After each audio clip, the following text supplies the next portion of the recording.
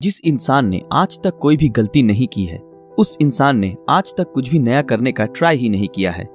ऐसा ही कुछ मानते थे दुनिया के सबसे महान साइंटिस्ट एल्बर्ट आइंस्टाइन। 14 मार्च 1879 जर्मनी के उल्म शहर में एक यहूदी परिवार में पैदा हुए थे सर एल्बर्ट आइंस्टाइन। उनके पैदा होने के बाद डॉक्टर्स ने नोटिस किया कि उनका सर नॉर्मल बच्चों के मुकाबले काफी बड़ा था और वो एक एबनॉर्मल बच्चे के रूप में जन्मे थे। इसके बावजूद भी उनका दिमाग इतना तेज था कि आज तक कोई भी उनका मुकाबला नहीं कर पाया। आज 60 साल हो गए आइंस्टाइन हमें छोड़ के चले गए हैं, लेकिन आज भी साइंस उनकी थीसिस के बिना कमजोर है।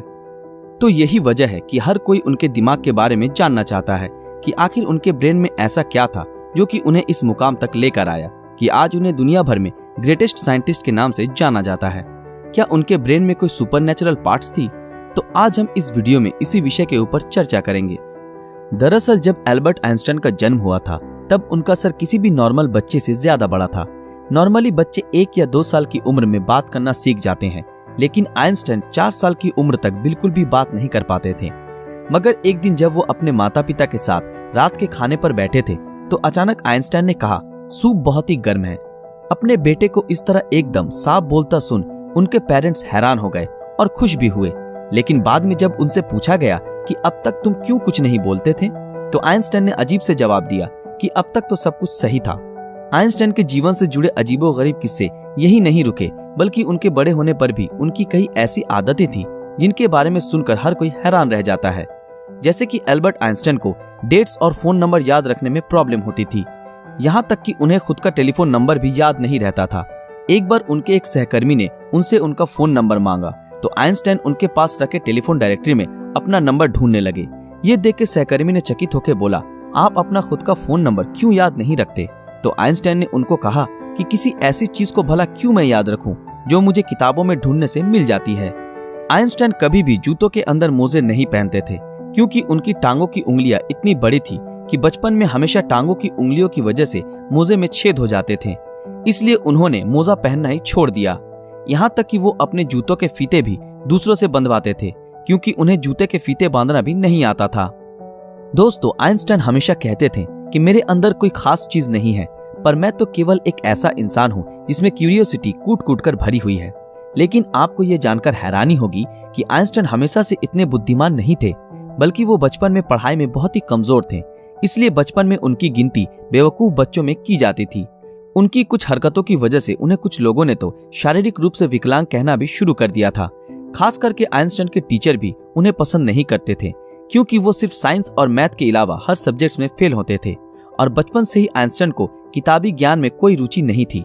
हालांकि इसके बावजूद भी उन्होंने दुनिया के सामने साइंस की कई ऐसी थीसिस पेश की जिसके बिना आज भी साइंस कमजोर है, और यही वजह है कि उनका दिमाग आज भी चर्चा का विषय बना हुआ है।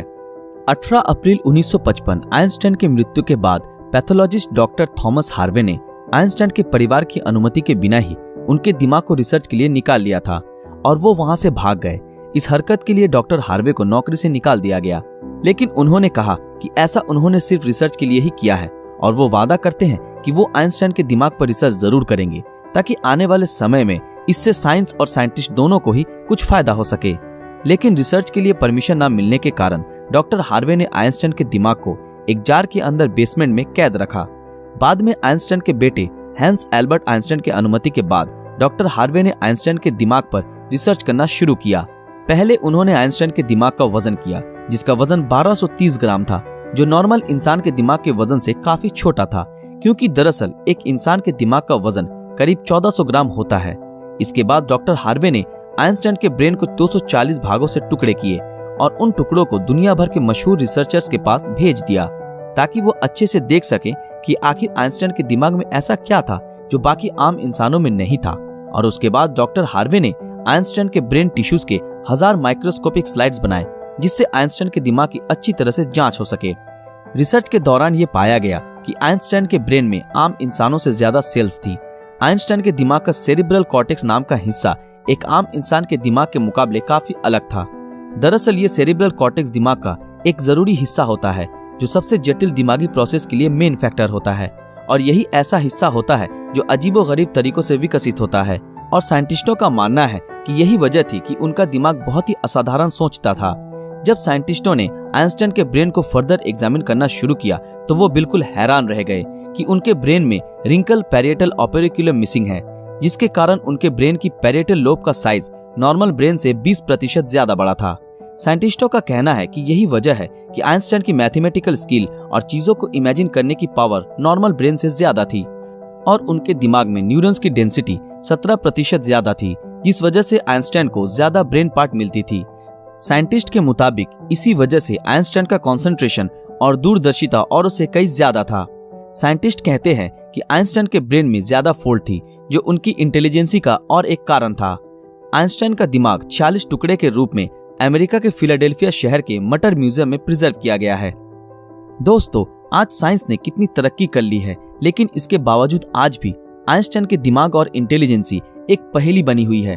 लेकिन साइंटिस्टों को आशा है कि फ्यूचर में किसी बेहतरीन टेक्निक के जरिए आइंस्टाइन के दिमाग को और भी बेहतर तरीके से जानने में कामयाबी हासिल होगी। डॉक्टर थॉमस ने आइंस्टाइन के दिमाग के साथ जो कुछ भी किया, क्या वो सही था या गलत,